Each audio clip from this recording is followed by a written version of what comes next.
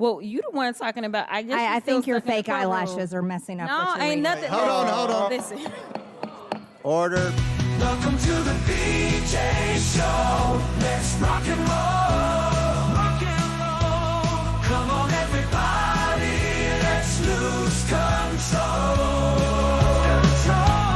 Brand John never wants to follow. Yeah, ready for the ride. It's the BJ show. BJ show. John, did you hear that intro just a minute ago? Did you hear the person that came, the two women who were speaking right before we started the jingle? Did you hear that?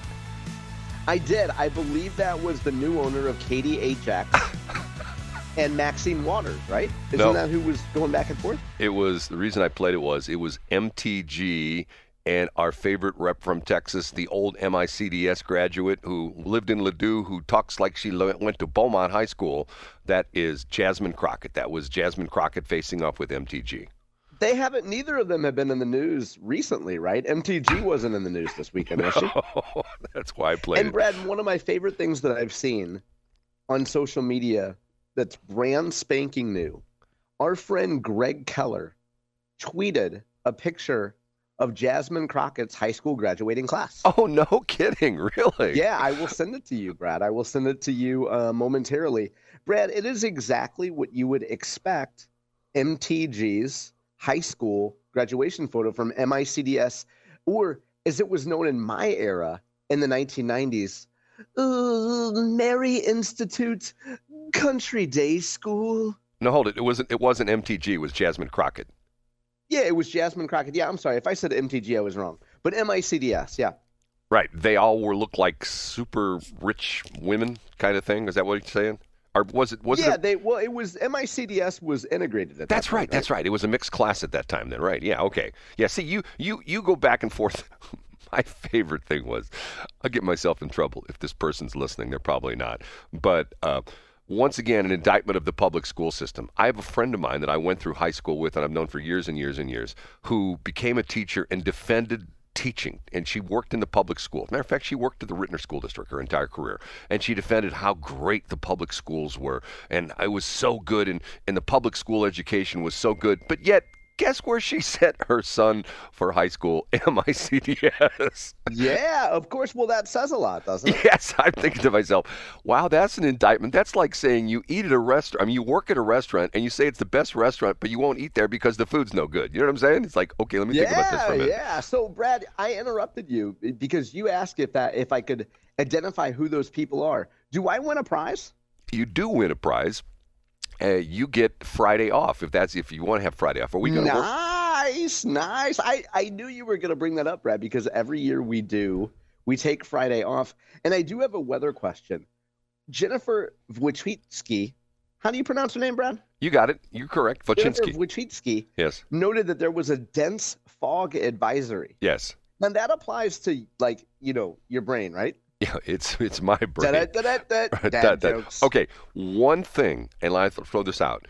If the weather is good on Wednesday, I won't be here because I have to. Oh, wow. Okay, but I'm sorry to interrupt. Why not, Brad? Well, you're going to laugh when I tell you this, but you're going to drive down to Pensacola. No. I have to rent a piece of construction equipment. I have to play Brad contractor on Wednesday. That is if the weather is nice. Unfortunately, the rental place is now open Friday because otherwise I do it on Friday.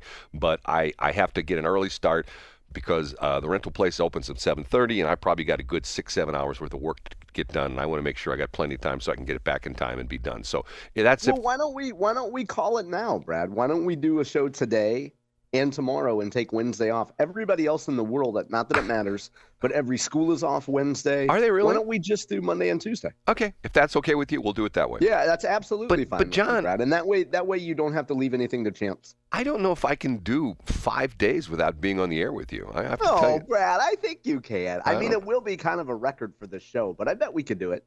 That is the voice of John Combest. Every single day of his life, he wakes up and he puts together this incredible list of all the important stuff you should know that's going on in the state of Missouri. Sort of like the Drudge Report, state of Missouri, but I mean like the old Drudge Report, not the new Drudge Report, because if it were the new Drudge Report, he would be putting all sorts of nice things on the website about how great the Democrats are and how Michael Burton really is a really good guy. And John Bosch, they go out to dinner all the time and they hug and they kiss.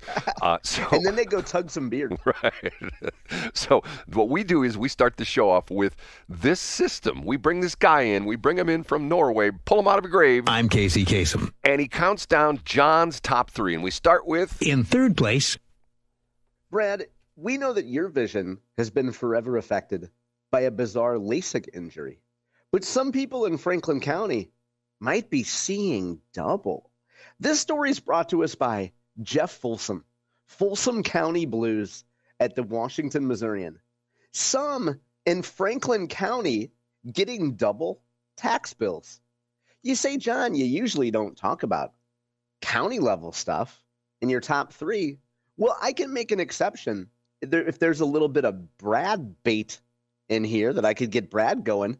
Brad, some folks in in Franklin County, as I mentioned, might be getting 2 bills from the assessor's office. Now, Franklin County Collector of Revenue, Doug Trentman, explained why some people are getting double and some people haven't even gotten their property tax bill yet.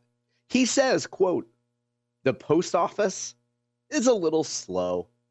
And with that, Mr. Trentman wins Understatement of the Year in the Washington Missourian. Now, here's the part that's a little bit of Brad bait here. It turns out the reason why some people are getting double property tax bills, 2 bills sent in their mailbox at a time, is because Franklin County outsources the tax bill mailing to a company in California. Pac West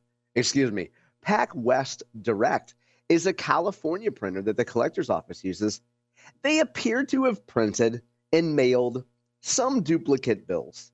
Now, the estimate is probably around 500, but according to Mr. Trentman, we don't know yet. So Pac West isn't exactly able to tell the Franklin County office how many double bills they mailed. But Mr. Trentman wants you to know the bills should be, quote, absolutely identical. So if you get 2 bills in the mail, don't pay both. Just pay one of them. Brad, I think this is a good news to use for anyone who has loved ones in Franklin County. You know how old people sometimes believe, I don't know, stuff they get in the mail or telemarketer calls, or if someone with a Twitter account called Joaquin Phoenix Official tells Brad they're following them. Sometimes old people get very confused and they don't know what to do with strange modes of communication. So if you have an elderly friend in Franklin County that got a property tax bill, let them know you don't have to pay twice. Just pay once. John, I've got bad news for you. Your story what is it? Your story is somewhat incorrect. There's a revision with that. That Dave Schatz has gone over Trentman's head. Superseded the power. Yes, and essentially, in order to get, you do owe both bills unless you can bring in receipts for the last 10 years of your personal property tax and your real estate tax and your gas tax. If you don't have all those receipts, you do owe both bills. That's only fair to me, Brad. I think so. Who wouldn't keep all those bills? You know what I'm saying? And you also have to go bring your original birth certificate. And you also have to prove that if you're driving west on 44 from the St. Louis County line out to the Crawford County line, if you were ever in the left lane, you never went less than 95 miles an hour, because he's also got some tie-in with what's his face? What's his name again? What's my favorite guy? I don't know, Brad. You got to remember it yourself.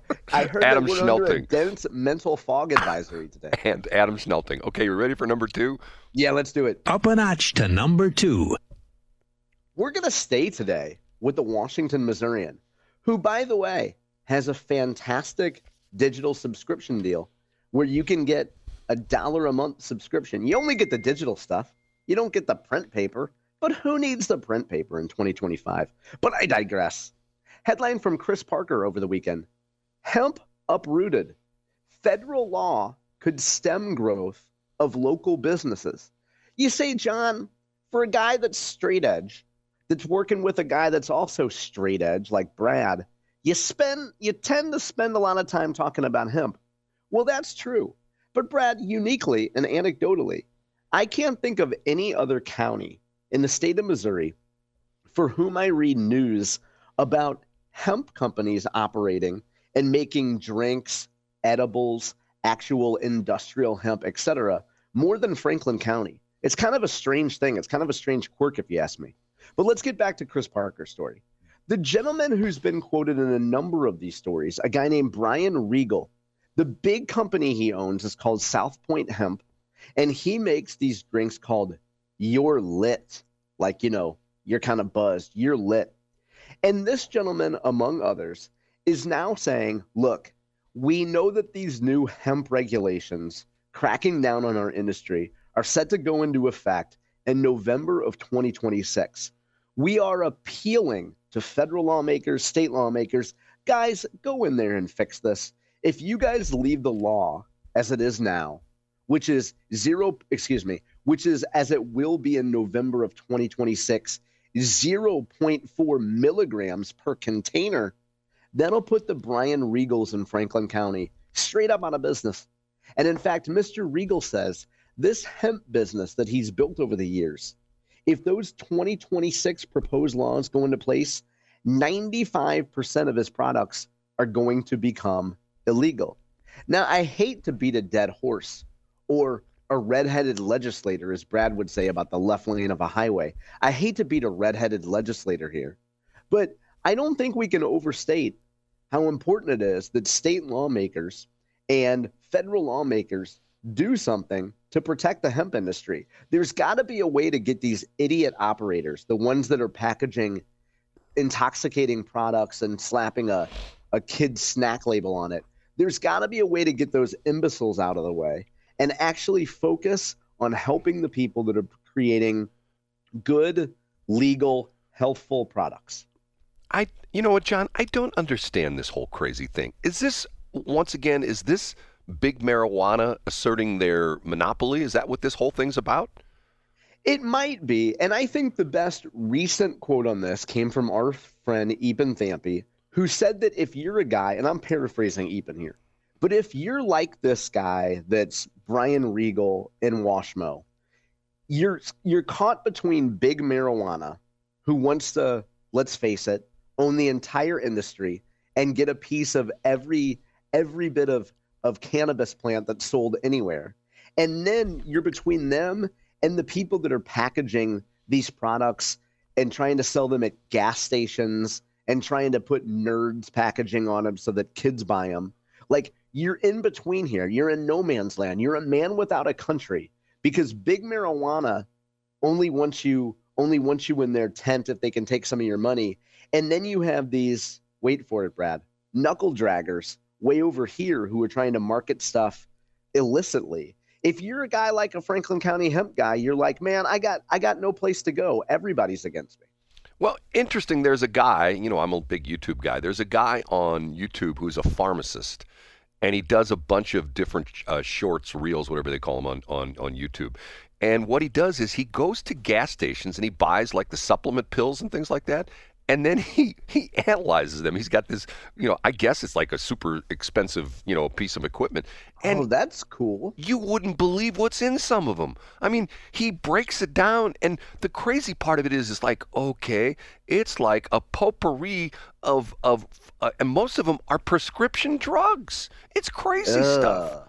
And essentially, he explains that most of this stuff that's ending up in the gas stations, like the supplements and things like that, I'm not trying to, broad brush them, but he said most of them are made in China, or we talk about this all the time. You hear this, the precursors are made in China, and then some United States company or some Mexican company puts all this stuff together. Essentially, they're compounding all this stuff, and they're selling it like, hey, stay awake better at night. And when you really look at what's in it, when he does the example of it, so I'm thinking to myself, okay, they're going after the hemp dude, but yet the other stuff in the gas station, they don't care about that kind of stuff, right? Yeah. They just, because imagine if they looked at that stuff and then they have to start answering questions. Why does it include prescription drug precursors, you know? It was just bizarre. And this guy, once again, this guy, I don't think he's a fake. I think he's for real because he shows this very detailed analysis. And I'm thinking to myself, man, wouldn't touch any of that stuff. You know what I'm saying?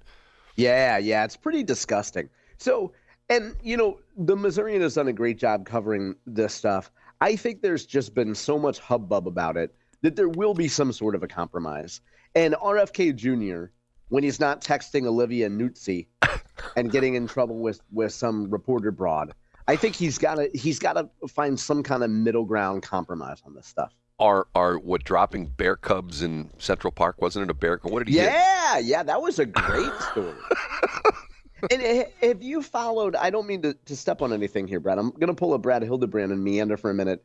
Have you read the story about this guy, Ryan Lizzo, this journalist who was engaged or whatever with this Olivia Nuzzi chick? No. Okay, she's a chick that had a relationship with Mark Sanford, the former governor of South Carolina. Anyway, she apparently had some sort of a deal going on with RFK. I do know who you're talking about.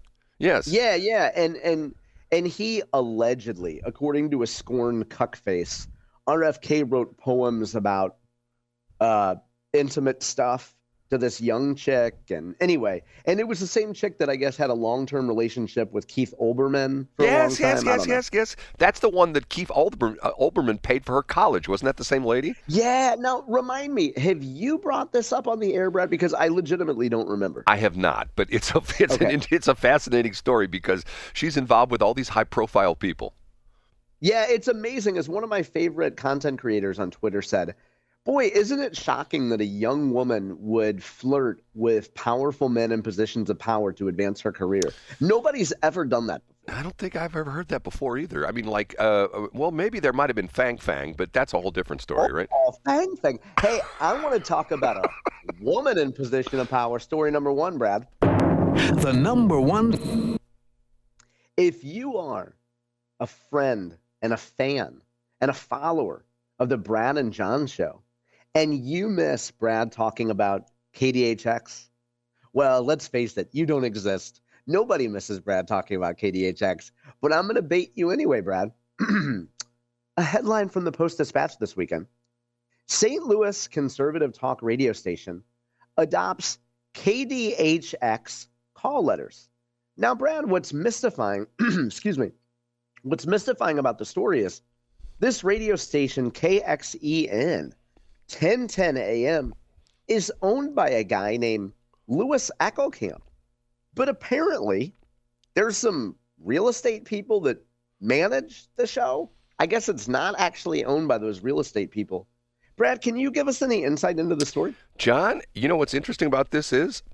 It's in your Brad's top three. No, it's not in my top three, but I thought good. Okay. I did not know about this, which is interesting because I also want to talk about the Whistle and Diesel thing because I didn't know about that either. You threw that on me Friday. But this is a smart move because the fact that I said, matter of fact, that's the derivation of the call letters of this radio station, that when KSLQ became KYKY, and we get kid all the time, KY Jelly Station, a smart guy by the name of Ken Kenzie adopted the call letters because he thought that somebody might want to come along and use the KSLQ call letters again. This is a smart move. I mean, if I would have had a station, I love the KSLQ call letters, and I absolutely positively love my crap call letters, so I wouldn't, want to switch them out. But I think it's a smart move. I really do. That is Tracy's. Why wouldn't they snatch them up, Brad? Somebody can. That's Tracy's station, John. That's what you're referring to, right? Oh, is it? Yes. Yeah, come on. You're being naive. That's Tracy's station, yes. Oh, it is? Yes. Interesting. Yes. So you're telling me that Rick and Tracy Ellis don't actually own Real Talk, but it's actually owned by Louis Eckelkamp. I think we've said this before, John. Yes. I'm baiting you, Brad. She claims she's the owner, but she's not. She's renting the station. Okay, so just to be clear, that woman doesn't actually own the station. No, she doesn't own the station. She owns her own building now, and she owns the own lot because her radio station is now in a former used car building out in Wentzville. She owns her own building and lot. That's why she can sell advertising. I own my own building and lot. That's why I can give you such great prices. Right. So yes, she doesn't own that. It's owned by Buzz Eckelkamp, who is the president of the Bank of Washington, and who is a longtime broadcaster. He's owned stations for like 20 years or something like that now. Quite a long time. When do you think that either you or Louis Eckelkamp can purchase the call letters KFUO? No, because of the fact that that's the call letters from the Lutheran station. You mean? Oh, really? Yeah, John, you're just baiting me left You and haven't right. said those letters on the air, Brad. I'm trying to bait you there too. The bizarre part of this is I don't quite understand the whole deal. She's on like 6 different stations, and I'm going like, okay, I don't quite get it. I mean, doesn't she just want a whole bunch of geographic coverage? Isn't that why you would do it? Yeah, but the problem is that with that, if you're gonna be on a station that's in Hannibal, don't you think you'd have somebody up there trying to sell advertising in Hannibal? And if you're gonna be Brad, what if her plan isn't actually to sell money? What if she's just a political fan and considers the radio station a loss leader so she could exert her political influence? You know what, John? John, can I take an extra minute here? Yeah, please do. Okay. On this very radio station, going back to 2009, I put Tracy Ellis on the air. She didn't work, but she had a show that she was on with Melissa Bream, who owned Remax Stars, the real estate agency. And every week they did a Saturday morning show. And every week I would go out there and record them during the week and put the show on the air. And I got to be good friends with Tracy. And when she decided to get into broadcasting, I tried to help her. And her husband were buttheads to me. I told you the crazy story. I heard that. And Brad, what you can do today, in anticipation of Brad pointing that out, today on johncombest.com, I linked to the Brad and John show from December 31st, 2024, when Brad goes through his entire speech about 97.1, Tracy's show, the quote-unquote butthead comments, including the infamous "we don't trust radio people" quote. Yes. And folks can find Brad's entire screed at johncombest.com today. And she filed a cease and desist order against me. 50 plus years in the broadcasting business, I've never had a cease and desist order, but I got one from that. And the interesting part of it was John got apparently roped into my stench, shall we say, because when John started doing the show with me, who blocked you on their page, John? Who was it? Yeah, I'm blocked from every 93.3 account. And so for example, excuse me, when the great Ryan Haidt or when Drew Shelton, when they go live, they tweet the links. I can't watch them because 93.3 has me blocked. Right. So I can follow Ryan and Drew and everything. But when they use the official channels of Real Talk 93.3, I can't even view them or listen because Tracy has told someone we'll just leave that there. Tracy told someone that it was because I do the show with you. So, and I'm going to ask you a couple questions, and I already know the answer. Have you ever talked with Tracy or Rick Ellis?